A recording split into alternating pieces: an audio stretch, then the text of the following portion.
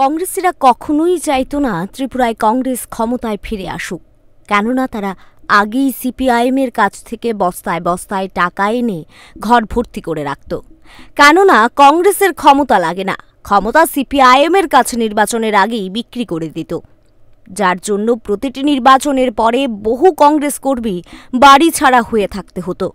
খোয়াই আয়োজিত কৃতি সিং দেববর্মার সমর্থনে জনসভায় বক্তব্য রাখতে গিয়ে এই মন্তব্যই করেছেন প্রদেশ বিজেপির সভাপতি রাজীব ভট্টাচার্য।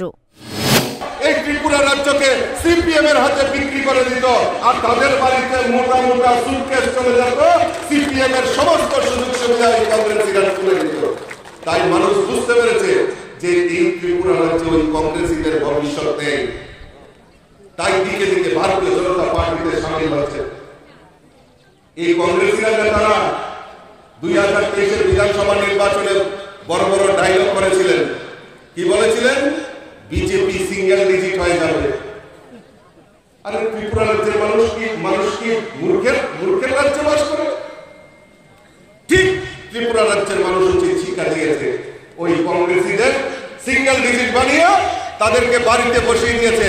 এখন আর কোনো কাজ নেই, এখন খালি কীর্তন করে হরে কৃষ্ণ হরে রাম, রাত পোয়াইলের ভাতের কাজ। সিপিআইএমের 25 বছরের রাজত্বে বহু কংগ্রেসী নেতাকে খুন হতে হয়েছে। আজকে তাদের আত্মা জানতে চায় কংগ্রেস কাদের সাথে বন্ধুত্ব করেছে। এই জবাব কংগ্রেসকে দিয়ে যেতে হবে। এই খোয়াই অঞ্চলে সিপিআইএম আমলে বহু কংগ্রেস নেতা খুন হয়েছিল। তাদের আত্মীয় স্বজনকে কি জবাব দেবে কংগ্রেস নেতৃত্ব?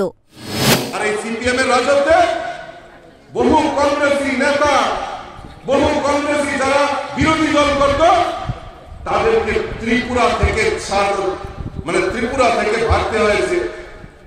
শুধু তাই নয়, বহু কংগ্রেসী নেতাদেরকে হত্যা করা হয়েছে। আমরা জানি না এই খোয়াই অঞ্চল এলাকায় খুন সন্ত্রাসের জায়গা এই সিপিএম এর তারা 25টা বছর কায়েম করে রেখেছে। আজকে যারা ওই কংগ্রেস করতে গিয়ে খুন হয়েছে, তাদের আত্মা ওই সিপিএম এর নেতাদেরকে জিজ্ঞেস করতে চায়, ওই কংগ্রেস নেতাদের জিজ্ঞেস করতে চায় যে কাদের সাথে ওই সিপিএম এর সঙ্গে আঘাত হয়েছে। জিজ্ঞেস করবেন তো ওই কংগ্রেসী আর সিপিএম এর নেতা কয়েকজনে কোনো কুয়াইতে রয়েছে, বিদ্যমান রয়েছে। আমাকে সুব্রত বলছিলেন মন্ডল সভাপতি যে লুকিয়ে লুকিয়ে এখন রাজনীতি করেন, খোলা ময়দানে আসতে পারেন না। হয় মহারানী কৃতি সিং দেববর্মার সমর্থনে আয়োজিত পূর্ব ত্রিপুরা লোকসভা আসনের নির্বাচনী প্রচারে এদিন প্রচুর সংখ্যক জাতি উপজাতি উভয় সম্প্রদায়ের লোকের উপস্থিতি লক্ষ্য করা যায়।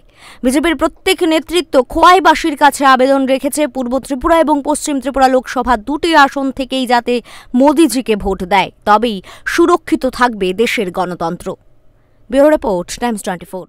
গ্যাস, অম্বল, গলা বুক জ্বালা ও পেটের অন্যান্য সমস্যার থেকে সুরক্ষিত থাকতে ব্যবহার করুন গ্যাসনল। অরিও ফার্মা, 5 দশক ধরে মানুষের ভরসা।